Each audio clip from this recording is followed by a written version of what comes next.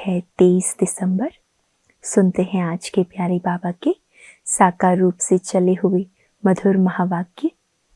बाबा आज कहते हैं, मीठे बच्चे, जो संकल्प ईश्वरीय सेवा अर्थ चलता है उसे शुद्ध संकल्प व निरसंकल्प ही कहेंगे, व्यर्थ नहीं। बाबा आज संकल्पों के ऊपर बहुत गहराई से सुना रहे हैं कि जो संकल्प ईश्वरीय सेवा अर्थ चलता है उसे शुद्ध संकल्प व निरसंकल्प ही कहेंगे, व्यर्थ नहीं। प्रश्न है, विकर्मों से बचने के लिए कौन सी फर्ज अदाई पालन करते भी अनासक्त रहो? उत्तर, मित्र संबंधियों की सर्विस भले करो लेकिन अलौकिक ईश्वरीय दृष्टि रख करके करो। उनके साथ भी रहना पड़ेगा, उनकी सेवा भी करनी पड़ेगी, लेकिन सेवा करते अनासक्त वृत्ति हो, अलौकिक दृष्टि वृत्ति हो। उनमें मोह की रग नहीं जानी चाहिए। अगर किसी विकारी संबंध से संकल्प भी चलता है तो वह विकर्म बन जाता है। इसीलिए अनासक्त होकर फर्ज अदाई पालन करो। जितना हो सके देही अभिमानी रहने का पुरुषार्थ करो। अनासक्त होकर अपनी फर्ज अदाई पालन करो। ऐसा नहीं वो ज्ञान को सुन नहीं रहे या ज्ञान को मानते नहीं है तो हम दुखी होते रहें। बाबा कहते ऐसी मोह की रख नहीं रखो। जितना हो सके देही अभिमानी रहने का पुरुषार्थ करो। ओम शांति। आज तुम बच्चों को संकल्प, विकल्प, निरसंकल्प अथवा कर्म, अकर्म और विकर्म पर समझाया जाता है। जब तक तुम यहाँ हो तब तक तुम्हारे संकल्प तो जरूर चलेंगे।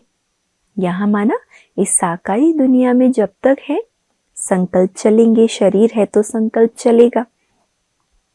संकल्प धारण किए बिना कोई मनुष्य एक क्षण भी रह नहीं सकता। अब यह संकल्प यहाँ भी चलेंगे, सतयुग में भी चलेंगे और अज्ञान काल में भी चलते हैं। परंतु ज्ञान में आने से संकल्प संकल्प नहीं, क्योंकि तुम ईश्वरीय सेवा अर्थ निमित्त बने हो।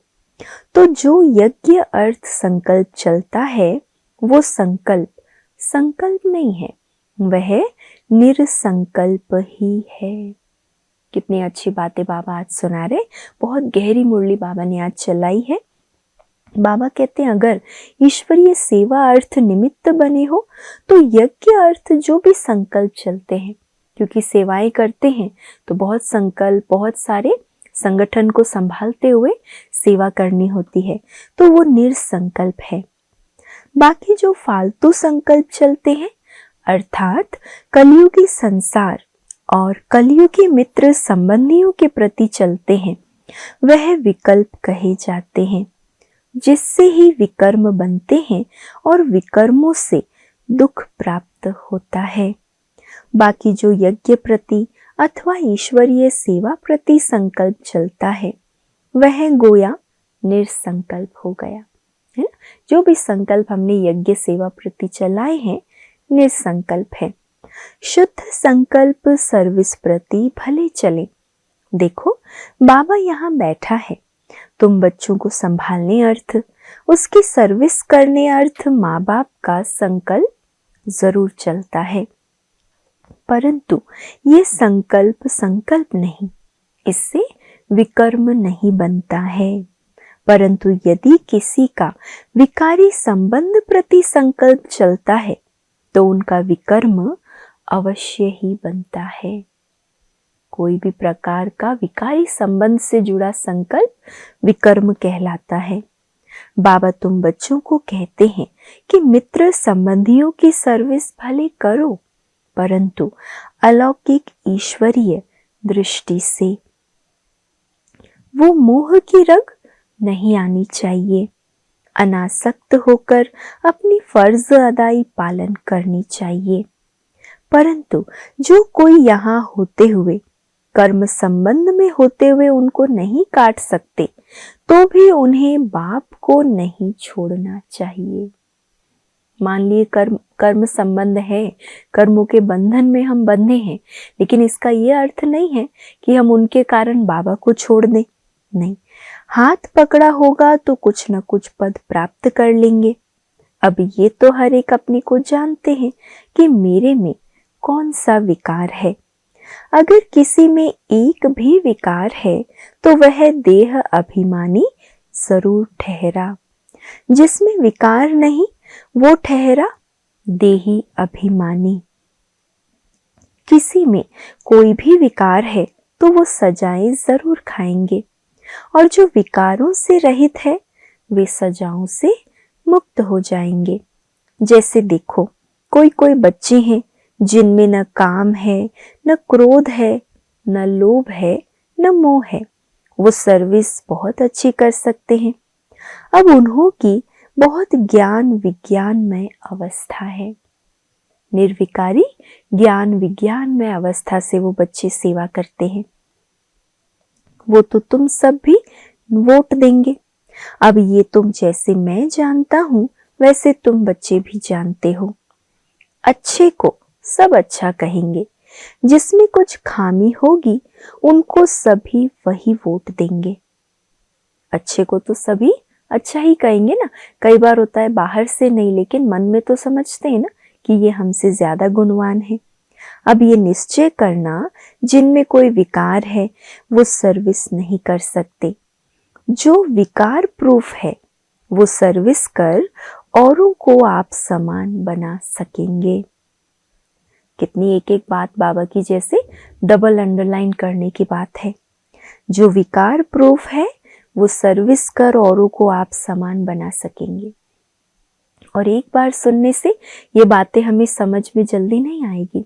गहराई से हमें इसको बार बार चिंतन करना होगा, पढ़ना होगा, फिर अपने अंदर कैसे धारण करना है वो होमवर्क करना होगा। तो बाबा कहते हैं औरों को आप समान वही बना सकते हैं जो विकार प्रूफ है।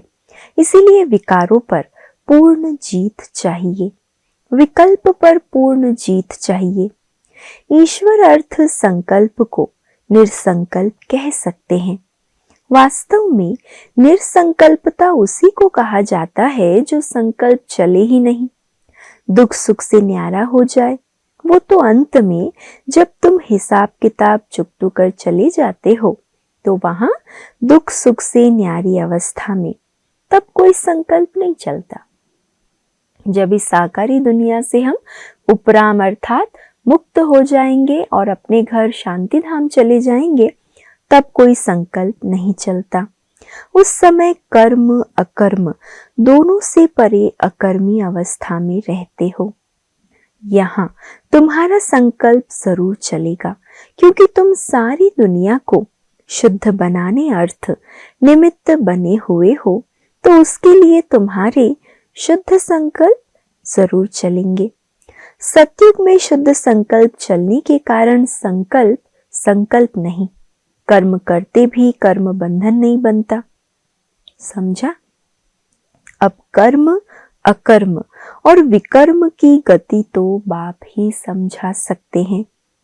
वही विकर्मों से छुड़ाने वाला है जो इस संगम पर तुमको पढ़ा रहे हैं। इसलिए बच्चे अपने ऊपर बहुत ही सावधानी रखो। इस मुरली को पढ़कर ऐसे लगता है जैसे ब्रह्मा बाबा भी उस समय अपनी एकदम संपूर्णता की अवस्था में है और शिव बाबा उनके द्वारा इतने गहन गहन महावाक्य सुना रहे हैं। तो बाबा कहते अभी अपने ऊपर बहुत सावधानी रखना है। अपने हिसाब किताब को भी देखते रहो। तुम यहाँ आए हो हिसाब किताब चुकतू करने, ऐसे तो नहीं कि यहाँ आकर भी हिसाब किताब बनाते जाओ तो सजा खानी पड़े। ये गर्भ जेल की सजा कोई कम नहीं है। इस कारण बहुत ही पुरुषार्थ करना है। ये मंजिल बहुत भारी है, इसीलिए सावधानी से चलना चाहिए। इतनी साधारण या सहज मंजिल नहीं है। बाबा कहते बहुत भारी मंजिल है, इसीलिए सावधानी से चलना चाहिए। विकल्पों के ऊपर जीत पानी है जरूर। अब कितने तक तुमने विकल्पों पर जीत पाई है? कितने तक इस निरसंकल्प अर्थात दुख सुख से न्यारी अवस्था में रहते हो, ये तुम अपने को जानते रहो।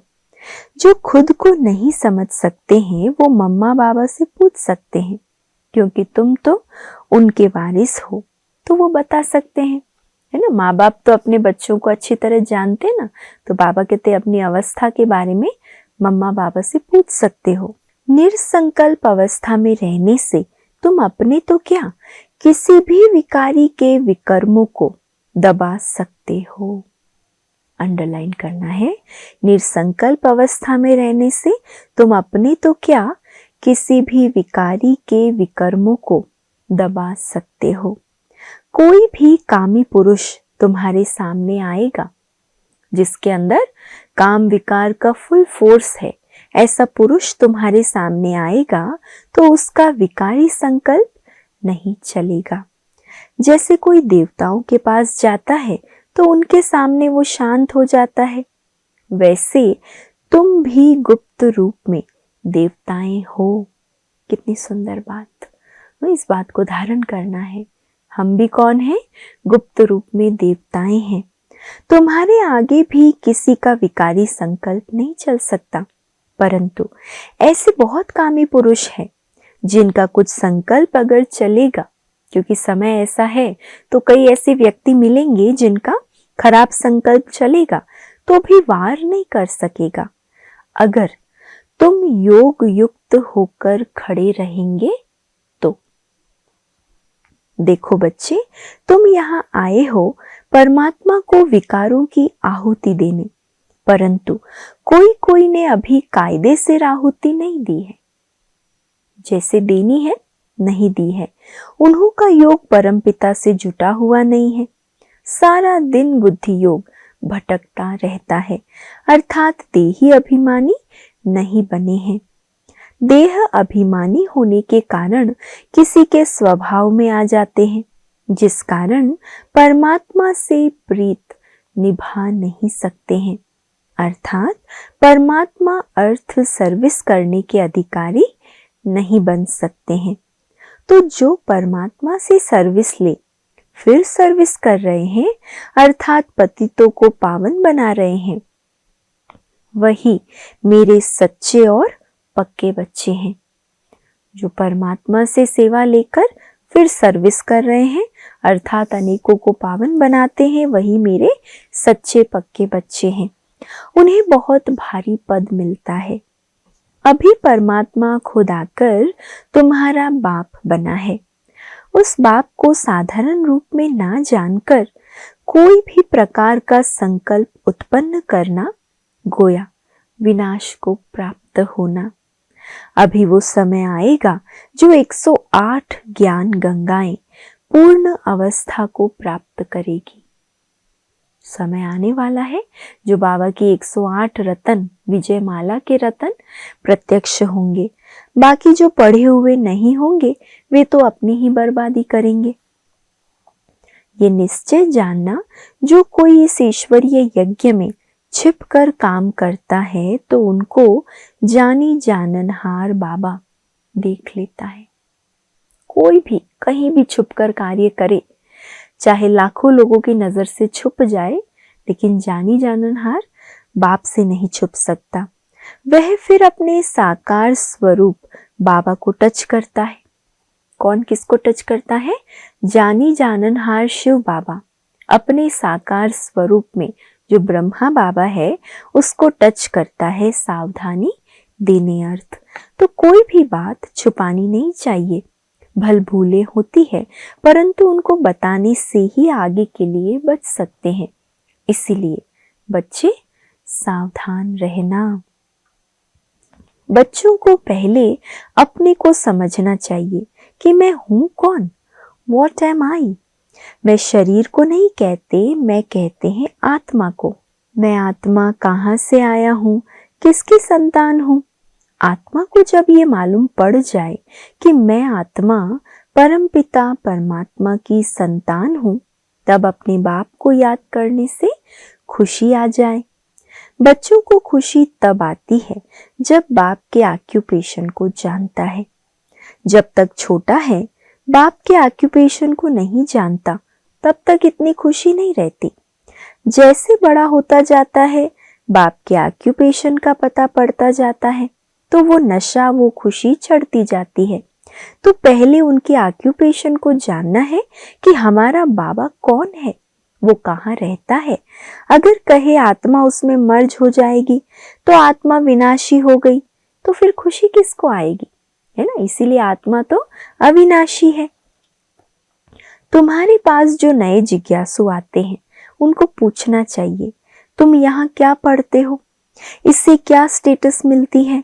उस कॉलेज में तो पढ़ने वाले बताते हैं कि हम डॉक्टर बन रहे हैं, इंजीनियर बन रहे हैं, तो उन पर विश्वास करेंगे ना कि बरोबर ये पढ़ रहे हैं।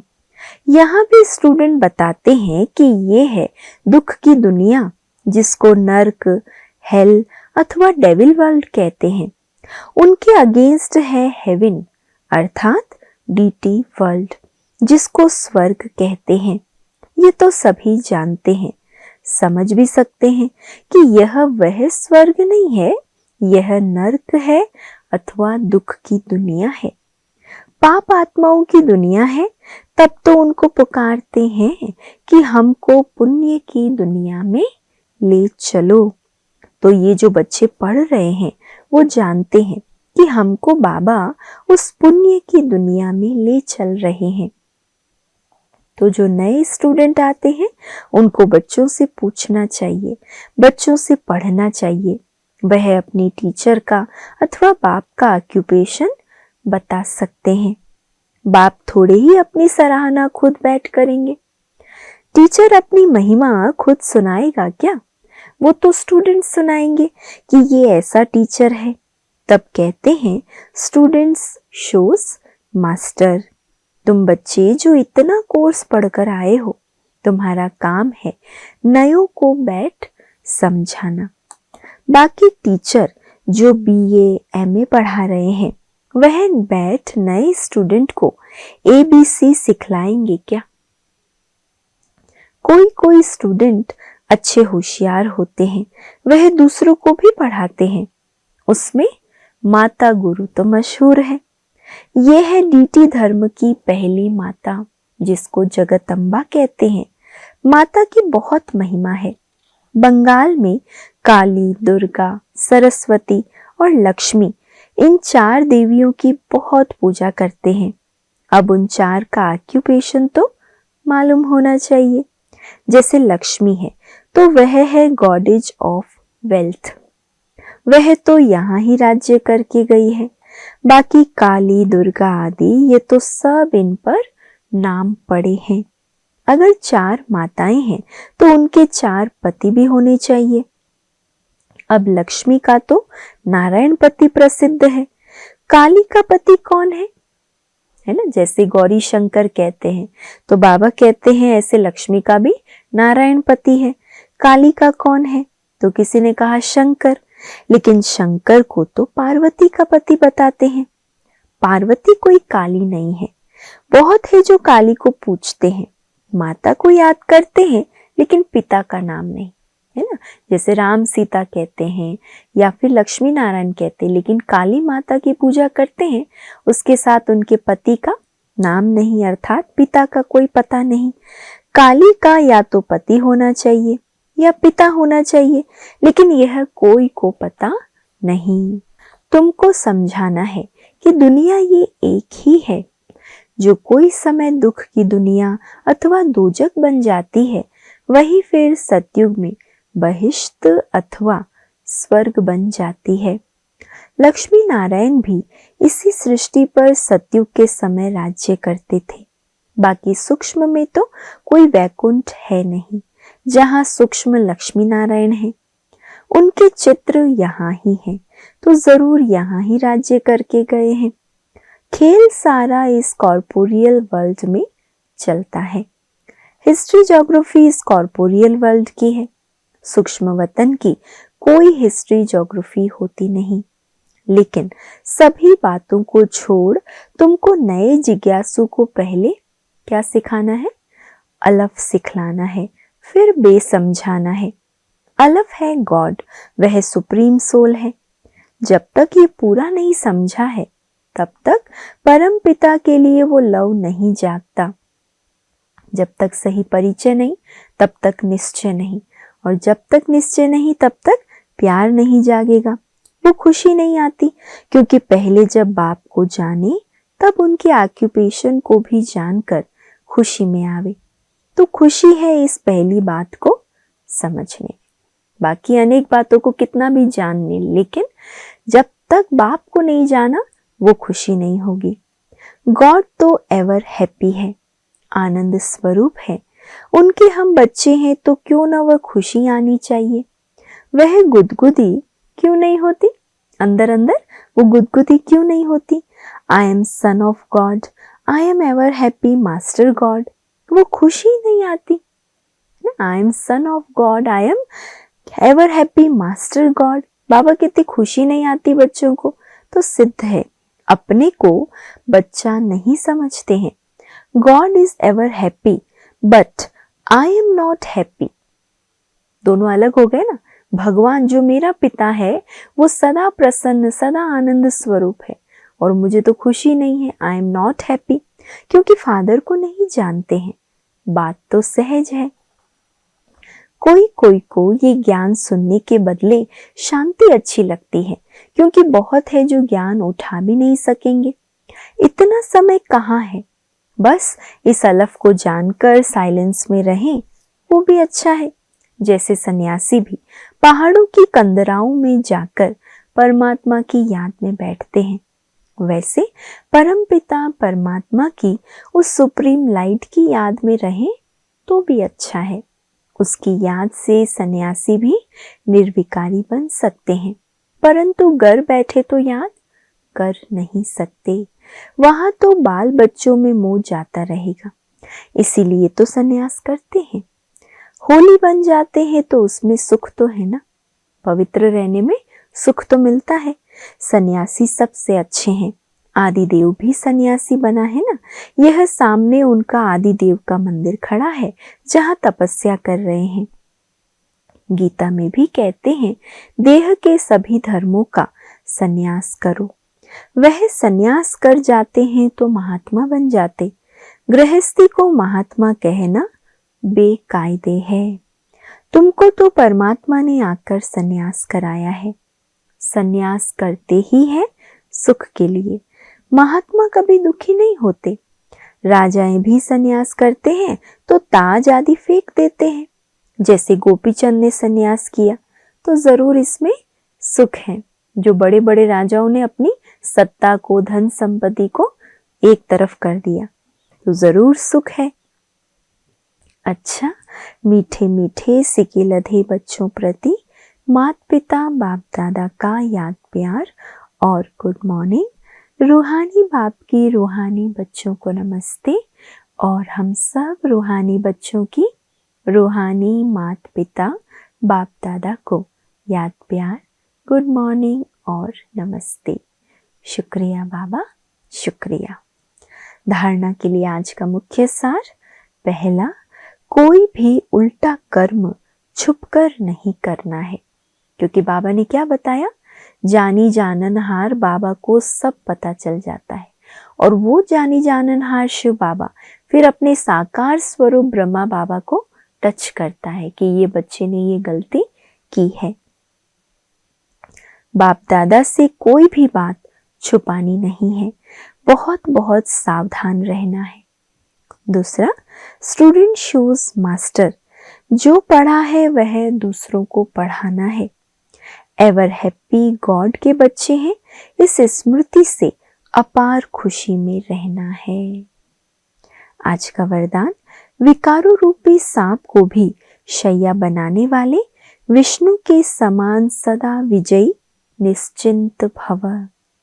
विकारों रूपी सांप को भी शैया बनाने वाले विष्णु के समान सदा विजयी निश्चिंत भव। जो विष्णु की शेष शैया दिखाते हैं, ये आप विजयी बच्चों के सहज योगी जीवन का यादगार है। जो विष्णु की शेष शैया दिखाते हैं, ये आप विजयी बच्चों के सहज योगी जीवन का यादगार है। सहज योग द्वारा विकारों रूपी सांप भी अधीन हो जाते हैं। जो बच्चे विकारों रूपी सांपों पर विजय प्राप्त कर उन्हें आराम की शैया बना देते हैं, वह सदा विष्णु के समान हर्षित व निश्चिंत रहते हैं। तो सदा यह चित्र अपने सामने देखो कि विकारों को अधीन किया हुआ अधिकारी हूं। कौन सा चित्र देखो? मैं विकारों को अधीन किया हुआ अधिकारी हूं। आत्मा सदा आराम की स्थिति में निश्चिंत है, जैसे विष्णु शेष शैया में लेटा है। स्लोगन: बालक और मालिकपन के बैलेंस से प्लान को प्रैक्टिकल में लाओ। बालक और मालिकपन के बैलेंस से प्लान को प्रैक्टिकल में लाओ।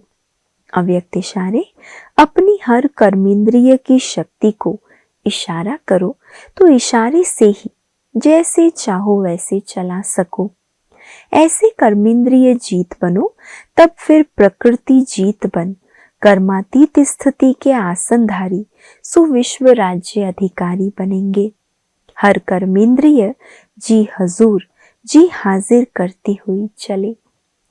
आप राज्य अधिकारियों का सदा स्वागत अर्थात सलाम करते रहे, तब कर्मातीत बन सकेंगे।